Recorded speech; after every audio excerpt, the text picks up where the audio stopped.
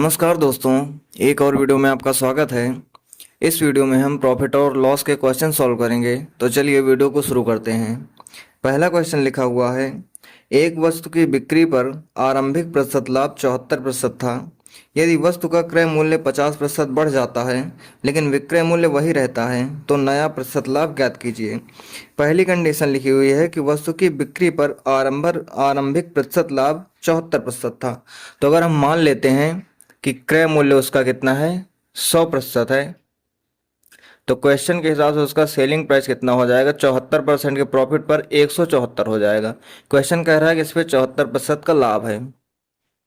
दूसरी कंडीशन ये है कि अगर क्रय मूल्य 50% बढ़ जाता है, यानी कि क्रय मूल्य जो है ये 100 से कितना हो जाएगा, 150 हो जाएगा, और सेलिंग प्राइस यानी कि विक्रय मूल्य वही रहता है, तो ये 174 का 174 ही रहेगा। तो हमें बताना है कि इस कंडीशन में प्रॉफिट कितना होगा।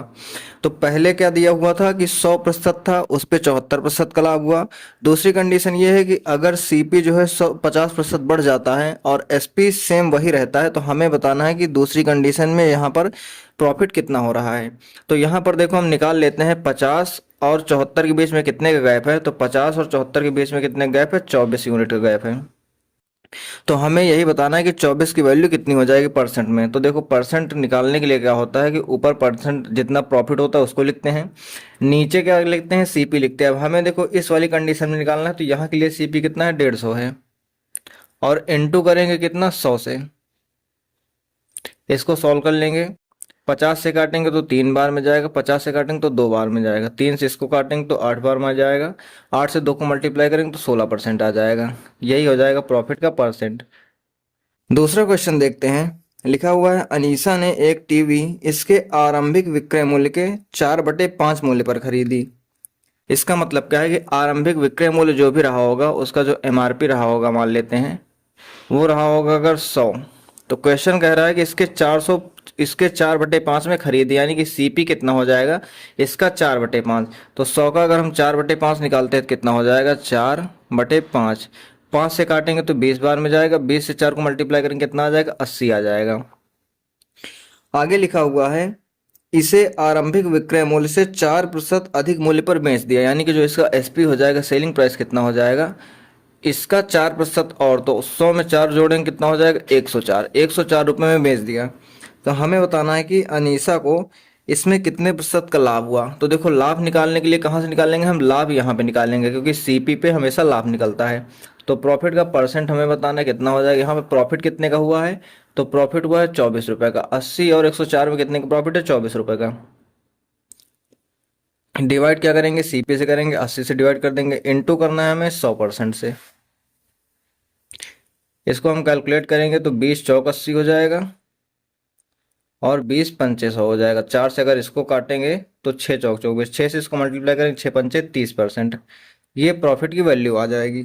यदि एक विक्रेता अपने माल का अंकित मूल्य क्रय मूल्य से 20% अधिक रखता है, यानी कि जो एमआरपी है वो क्या है, 20% अधिक है। किससे अधिक है, क्रय मूल्य यानी सीपी से। तो सीपी अगर हम 100 मान लेते हैं तो एमआरपी कितना हो जाएगा, 120। आगे लिखा हुआ है कि 20% की छूट देता है, तो उसका प्रतिशत लाभ या हानि बताइए। अब जो छूट मिलेगी वो एमआरपी पे मिलेगी, इस पे 20% का छूट देगा तो सेलिंग प्राइस कितना आ जाएगा। देखो इसका 20% कितना हो जाता है, 120 का अगर हम 20% निकालते हैं, 20/100, जीरो से ये जीरो हो जाएगा, इस जीरो से ये जीरो हो जाएगा, तो कितना आ जाएगा, 24। तो 120 में अगर 24 रुपये की छूट देगा तो कितना आ जाएगा, 120 में 24 रुपये का छूट देगा तो सेलिंग प्राइस कितना हो जाएगा, 96 रुपये। अब क्वेश्चन कह रहा है कि उसका लाभ या हानि प्रतिशत बताइए। तो देखो जो लाभ या हानि निकलेगा वो किस पे निकलेगा, सीपी पे निकलेगा। उसने 100 रुपये में सामान खरीदी थी, 4 रुपये का हानि हुआ। अगर 100 में वही चीज निकालेंगे तो 4 रुपये सीधे 4% के बराबर आएगी।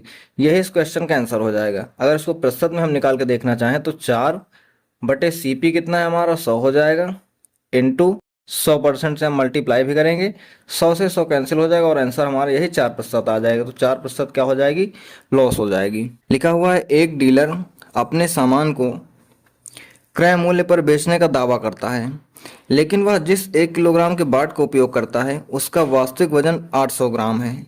उसको होने वाला प्रतिशत लाभ बताइए। तो यहाँ पर हम देखते हैं सीपी और एसपी क्या होगा, कॉस्ट प्राइस और सेलिंग प्राइस। वह बताता है कि मैंने 1 किलोग्राम जो है सामान बेची है यानी कि 1000 ग्राम की, लेकिन रियल में उसकी वजन क्या है, उसका 800 ग्राम है, यानी कि 800 ग्राम सीपी है और वो कीमत कितनी लेता है उसकी 1000 ग्राम की। तो इसमें हम दोनों में देखते हैं कि उसे प्रॉफिट कितने का होगा। रेशियो निकाल लेंगे तो थोड़ा आसान हो जाएगा। 2 से काटेंगे 4 बार में, 2 से काटेंगे 5 बार में, मतलब 4 की सामान को वह 5 रुपए में बेचता है, तो उसे फायदा कितने का होगा, 1 यूनिट का होगा। 1/सीपी कितना है, 4 है, इंटू कर देंगे हम 100% से। अगर इसको डिवाइड करते हैं तो 25% का क्या हो जाएगा, उसे प्रॉफिट हो जाएगा। यही इस क्वेश्चन का आंसर होगा।